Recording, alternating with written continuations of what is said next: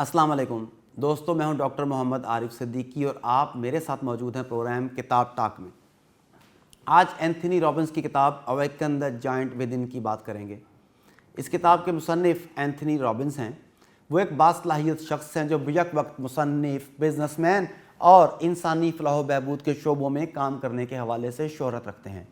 वो शख्सियत साजी के मौज़ूआत पर सेमिनार्स करने के हवाले से आलमगीर शोहरत हासिल कर चुके हैं और अब तक 4 मिलियन से ज़्यादा लोगों ने इनके सेमिनार्स में शिरकत की है। वो अमेरिका में मुतअद्दिद कंपनियों के मालिक हैं जो सालाना $6 बिलियन मुनाफा कमाती हैं। 2015-16 में वर्थ मैगज़ीन ने उन्हें 100 ताकतवर लोगों में शामिल किया था।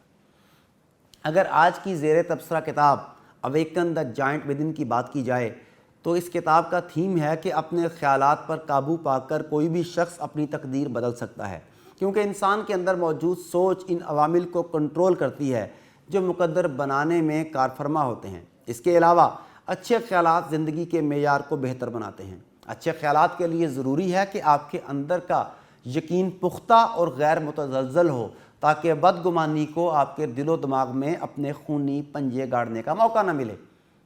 अगर इंसान के अंदर ज़ब्त नफ्स और यकीन महकम पैदा हो जाए तो एक मुकम्मल इंसान बन सकता है। ऐसे शख्स की ज़िंदगी का हर फेल कामयाबी पर मुंतज होता है।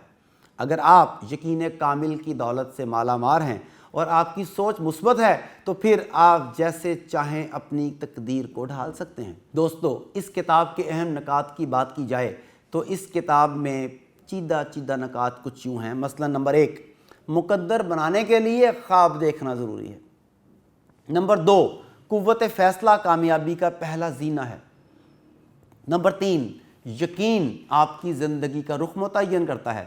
नंबर 4, आपका यकीन आपकी ताकत है, इससे आप तामीर और तखरीब दोनों कर सकते हैं। नंबर 5, आप अपनी ज़िंदगी के वाक़यात का रुख कैसे बदल सकते हैं। नंबर 6, आप अपनी ज़िंदगी को कैसे बदल सकते हैं।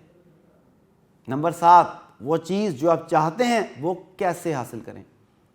नंबर 8, आपके जहन में उठने वाले तमाम सवालात ही आपके मसाइल का जवाब हैं। नंबर 9, अल्फाज कैसे तकदीर बदलते हैं। नंबर 10, ज़िंदगी में इस्तिआरे की अहमियत। नंबर 11, ताकत हासिल करने के 10 लवाज़मात। नंबर 12, शानदार मुस्तकबिल का ख्वाब। नंबर 13, 10 दिन का दिमागी चैलेंज। नंबर 14, मुतासर करने की कुव्वत। नंबर 15, ज़िंदगी की कदरें। नंबर 16, ज़िंदगी के क़वाइद व ज़वाबित। नंबर 17, माजी के हवाले या रेफरेंसेस। और नंबर 18, अपनी शनाख्त बनाना। इन की पॉइंट्स के ऊपर इस किताब में बात की गई है। अगर ख़ुलासा बयान करूँ तो किताब awaken the giant with in के मुसन्निफ़ एंथनी रॉबिन्स ने इंसान की ख़ाबीदा ज़हनी और जिस्मानी सलाहियतों को साइंसी और नफ्सियाती लिहाज से बयान करके ये बावर करवाया है कि इंसान के ख़यालात इसके अमल की राह मुतय्यन करते हैं। इंसान अपनी ज़ात में अनदेखी क़ुव्वतों और गैर महसूस सलाहियतों का वसी समुंदर लिए हुए है। अब ये इस पर है कि वो किस सिमत चलता है। अल्लाह ताला ने हर इंसान में बहुत सी सलाहियतें रखती हैं जिनको बरूए कार लाकर वह माशरे का मुफीद, पुरअसर और खुशहाल शहरी बन सकता है। इसी तरह इंसान का मुकद्दर भी इसके अपने हाथ में है। अगर सोच मुस्बत हो तो अमल मुस्बत होगा और कामयाबी ऐसे अफराद का मुकद्दर होगी। अगर सोच मनफी है तो इंसान अपनी गलतियों का एतराफ़ नहीं करता और ना ही गलतियों से सीखता है। इंसान अपनी ज़िंदगी की कुछ रहनुमा क़वाइद बनाता है और इन्हीं की बदौलत वो माशरे में अपनी एक अलग शनाख्त कायम करता है। अगर आपको कभी ये महसूस हो कि जो क़वाइद आपने बनाए हैं वो पुराने और बोसीदा हो चुके हैं या मौजूदा सूरत हाल में लागू नहीं होते तो इनमें तब्दीली लाएँ।